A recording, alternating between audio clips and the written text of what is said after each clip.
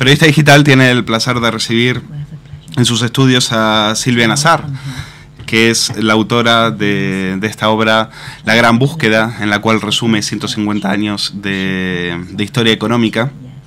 Y lo primero que vamos a preguntarle a Silvia Nazar, famosa mundialmente por haber hecho por ser la autora del libro Una mente maravillosa.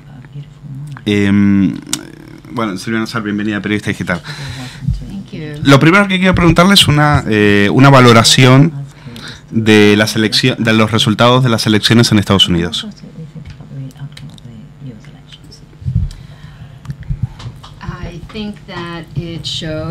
Yo creo que pone de manifiesto que a los americanos les importa en este momento sobre todo la economía,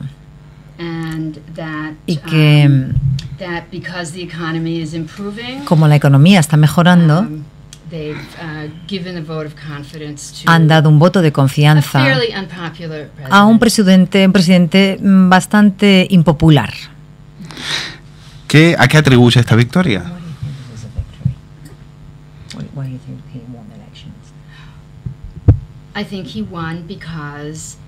Creo que ha ganado porque le han dado crédito. Le han dado crédito por la recuperación económica y por ese pequeño declive que se va viendo en la tasa de desempleo. En el gobierno español, en el gobierno de Mariano Rajoy, están convencidos de que la victoria de Obama es una excelente noticia, porque beneficia a los intereses españoles. ¿Usted lo ve también así?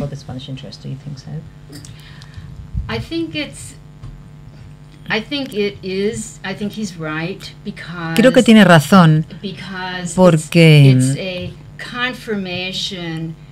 esto confirma que las recesiones, es decir, que luchar contra las recesiones con políticas monetarias agresivas y estímulos fiscales funciona.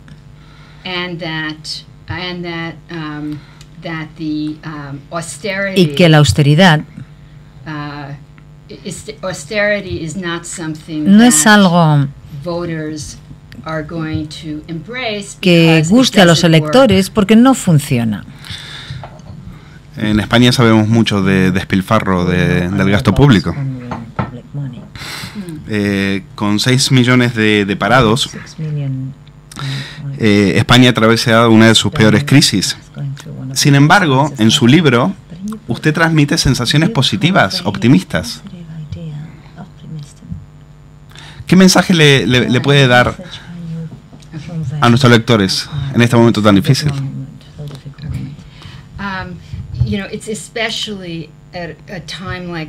Precisamente en un momento como este, en momentos difíciles como estos, es muy importante echar un poco, ir hacia atrás y tomar un poco de perspectiva y ver cuán lejos hemos avanzado. Tenemos que fijarnos en cuántas crisis hemos ya superado. Y no significa eso que la siguiente generación vaya a vivir incluso mejor que nosotros. Y de hecho, esto es lo que se ha visto a largo plazo. Esa ha sido la trayectoria de las economías occidentales a largo plazo, las economías de mercado con gobiernos democráticos. Estas economías en los últimos 150 años, y voy a poner como ejemplo Estados Unidos, aunque este ejemplo se puede expandir a cualquier otra economía occidental, pues bien, en Estados Unidos ha habido 35 recesiones.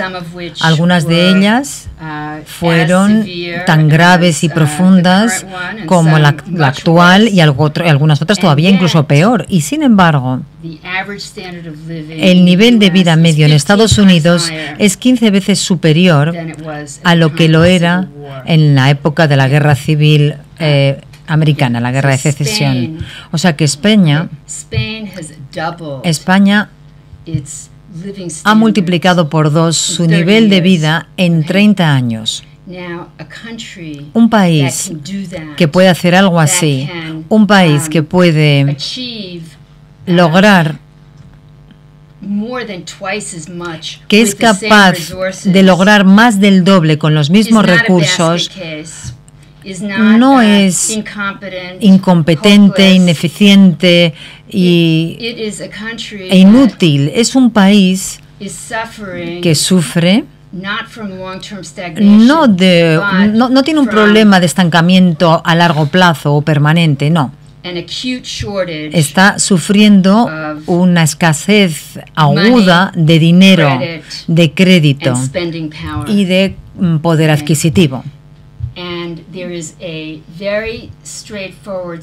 Hay una solución muy sencilla, muy directa para resolver estas crisis a corto plazo, estas crisis cortas, por así decirlo. Y esa es la misma medicina que ha funcionado en Estados Unidos. Es decir, expansión monetaria y, si es necesario, estímulos fiscales. Exactamente es eso lo opuesto a lo que se está haciendo o a lo que las políticas aplicadas en los últimos 4 años. Creo que es trágico que en un país tan maravilloso como este, con estas infraestructuras tan sorprendentes, con una fuerza laboral fantástica, es una pena que la cuarta parte de la población activa no trabaje. Es un desperdicio y no va a ayudar a resolver ningún problema a largo plazo. Y además es innecesario. Esto es algo que está dictado por ideas que quedaron descartadas ya en el decenio de 1930. Sin embargo, durante la campaña electoral de Estados Unidos, España era el país que se ponía como ejemplo de lo que no había que hacer.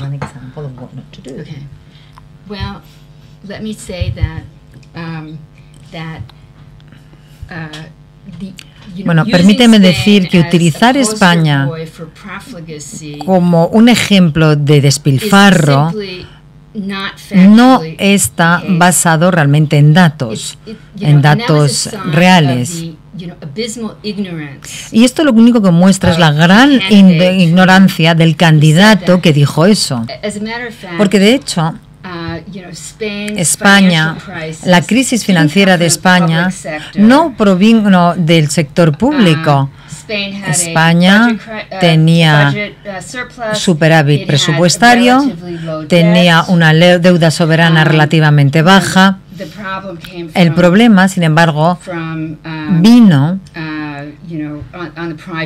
del sector privado. Pero no importa mucho realmente de dónde procede el problema, porque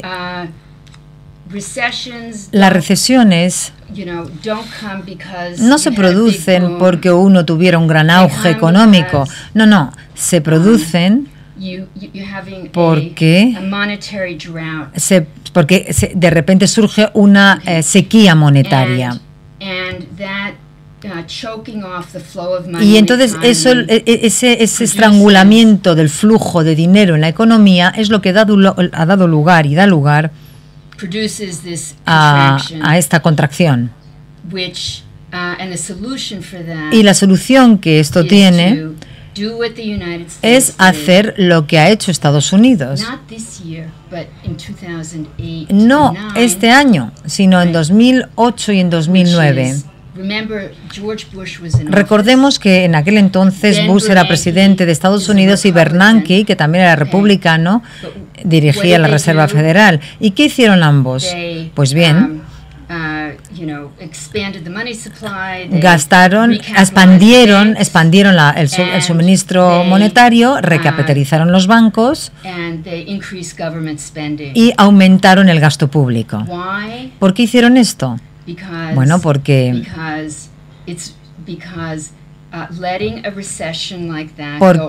de permitir que una recesión de estas características se prolongue, primero es una pérdida de energía y tiempo, segundo lugar genera mucho sufrimiento y en tercer lugar no se consigue nada con ello. Esta historia moral que se nos está contando en Europa, que España, según el cual España tiene que sufrir por los excesos cometidos durante el auge económico, se basa en una teoría que quedó descartada en la década de 1930 y que empíricamente se ha demostrado que es totalmente falsa. ¿Y quién demostró que era totalmente falsa? Pues bien, no un gran gastador de izquierdas, pero Milton Friedman. Milton Friedman mostró y demostró que toda esta idea de que la recesión está relacionada con el auge económico, con el boom económico, y que el Estado no debe de intervenir y dejar que la naturaleza intervenga y arregle las cosas, pues no funcionó. No funcionó en aquel entonces y no va a funcionar ahora. ¿Qué opinión tiene de Mariano Rajoy?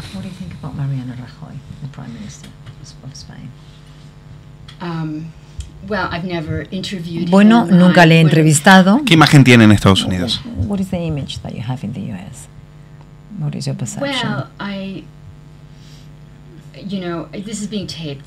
Bueno, esto está siendo grabado, o sea que por favor no me dejes decir algo que no corresponde con los hechos. Voy a explicar un poco cuál es mi impresión.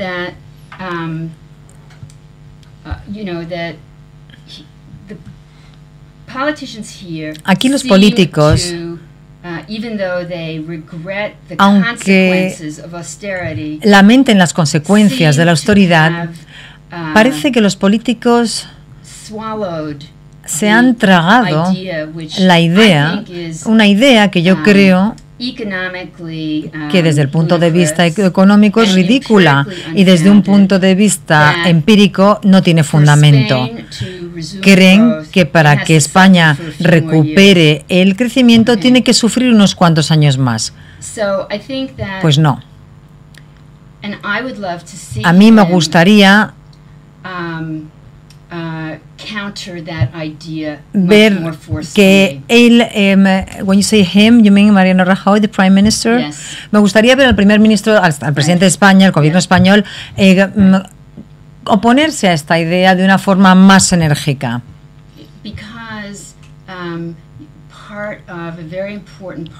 Porque una parte muy importante del liderazgo político consiste en educar a los ciudadanos, a la población, con respecto a estas cuestiones tan importantes y con respecto a aquello que podría resolverlo. Imaginemos, por ejemplo, que Bernanke le hubiera dicho a George Bush: no voy a recapitalizar los bancos, no voy a aumentar la masa monetaria hasta que no resuelvas los problemas a largo plazo. ¿Es eso lo que hicimos en Estados Unidos? Pues no. Hay que fijarse en lo que hace la gente y no tanto en lo que dicen. Hablemos de su libro. ¿Qué pasó tras el éxito arrollador de Una mente maravillosa? Hace 10 años atrás, usted toma la decisión, con un background de literatura y periodismo, sin ser una economista, decide contar la historia de la economía moderna de los últimos 150 años. ¿Qué buscaba? ¿Por qué se metió en ese lío? Siempre me he preguntado en qué estaría yo pensando.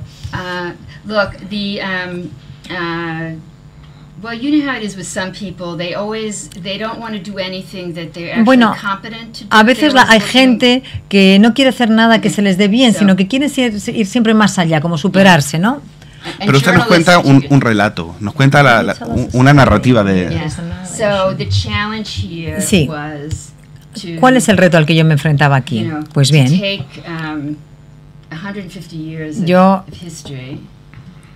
quería contar estos 150 años de historia, en forma de relato.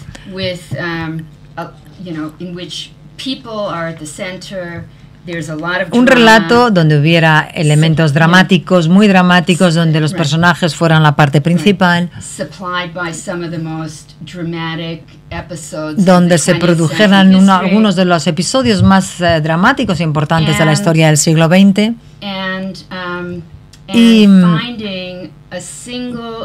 quise encontrar un único hilo narrativo que me condujera, y ese era el gran reto al que yo me enfrentaba, y por eso he tardado 11 años, tardé 11 años en escribirlo, porque no solamente tuve que aprender un montón de cosas que no conocía y que desconocía, y sino que además tuve que ver exactamente de qué iba a tratar el libro. Tardé mucho en darme cuenta de que el libro de lo que trataba es de cómo surgió en Londres la idea, cómo en el tiempo de Dickens surgió una idea que no tenía precedentes en la historia de la humanidad. Es decir, que la humanidad podía controlar más o menos controlar su destino material, que la situación material y el estado material en el que vivía el 90% de la población no estaba totalmente dictado ni por las leyes de la naturaleza ni por Dios, sino que estaba en las manos de los seres humanos.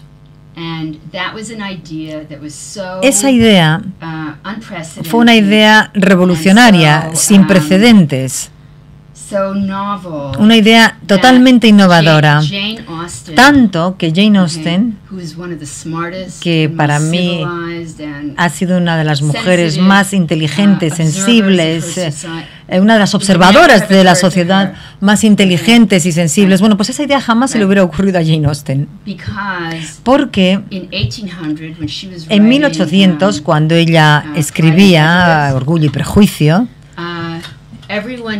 todo el mundo sabía que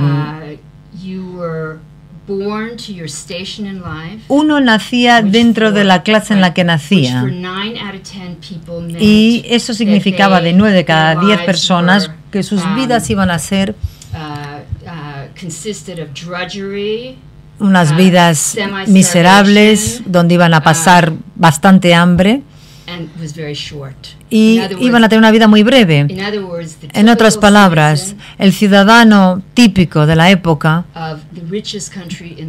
del país más rico del mundo, que era el Reino Unido, no vivía mejor que un esclavo romano, y vivía mucho peor que el miembro de cualquier tribu de cazadores y recolectores de la Amazonia.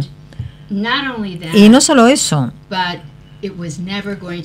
nunca, esa situación nunca iba a cambiar, nunca iba a cambiar. La nación podía enriquecerse, pero el denominado proletario siempre, o proletariado, siempre iba a vivir en un nivel de subsistencia.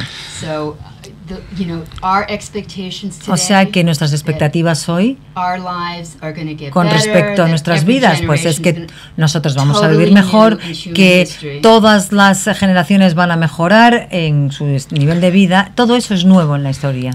Y para terminar, hablando de esperanzas, de expectativas, después de este libro dejaremos de ver a Dickens como un espíritu atormentado sobre la explotación infantil y sobre el lado oscuro de la revolución industrial, y veremos a un periodista, a un hombre esperanzado en su tiempo, y que nos deja un mensaje esperanzador. Sí. Es absolutamente revolucionario. Sí lo es. Él fue uno de... Bueno, todo comenzó con un acto de imaginación, y él fue uno de las personas que se dio cuenta que el mundo estaba cambiando, que las posibilidades y las oportunidades estaban cambiando. Y él fue una de las personas que pidió una nueva ciencia económica, que no fue una ciencia triste, por así decirlo, sino que se convirtiera en una herramienta para mejorar la calidad de vida de la mayor parte de la población. Del mismo modo que en aquel periodo había otras personas en otros ámbitos de la ciencia, biología, medicina, ingeniería, física. Bueno, pues también en esos ámbitos la gente se daba cuenta, los científicos empezaron a darse cuenta que la ciencia podía utilizarse para mejorar la vida humana. Y esa fue la revolución que se produjo en el ámbito de la economía. Y para traer esto aquí al tiempo actual,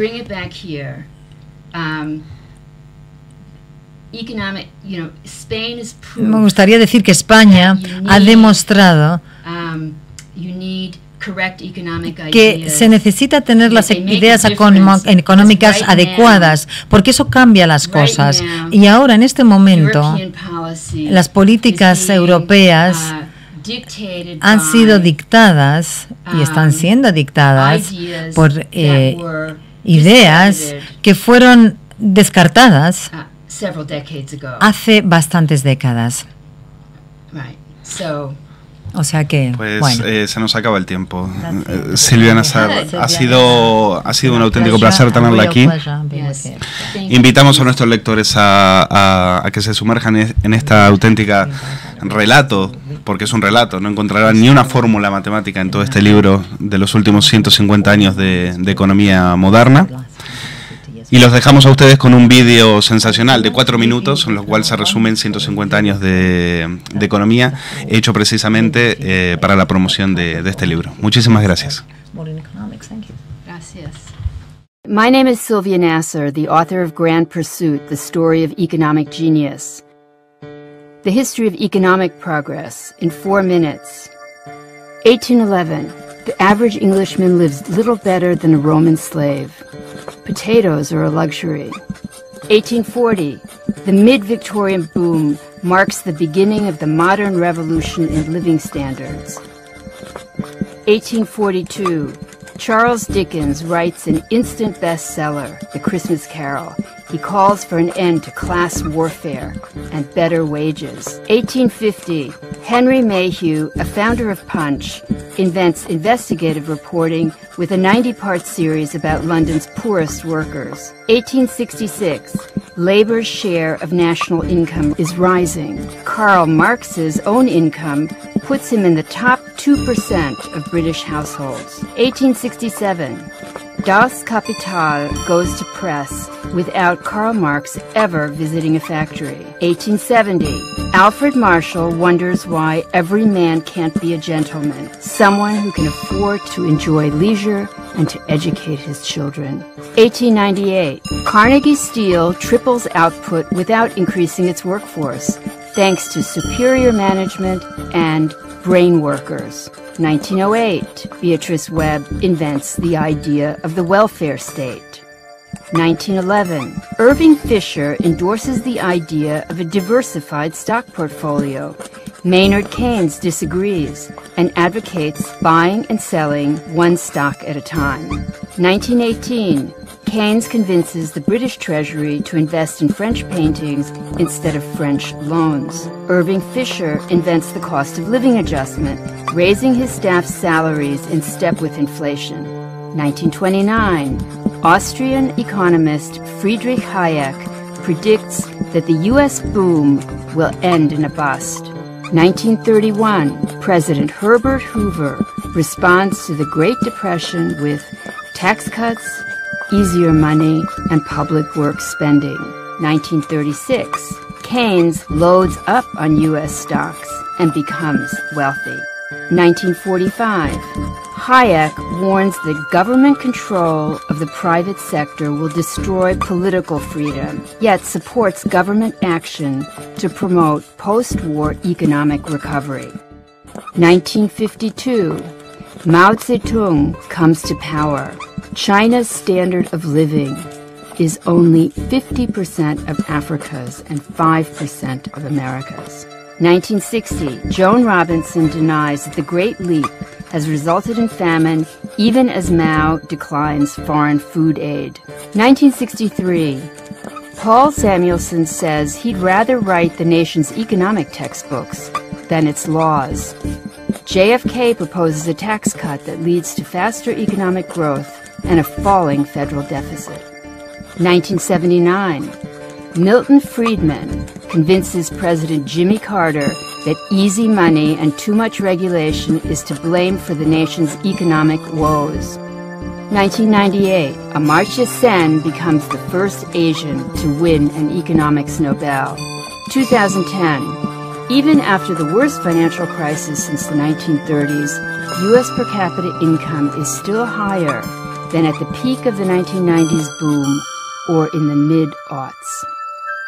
For the story of how economic geniuses changed history, read Grand Pursuit by Sylvia Nasser.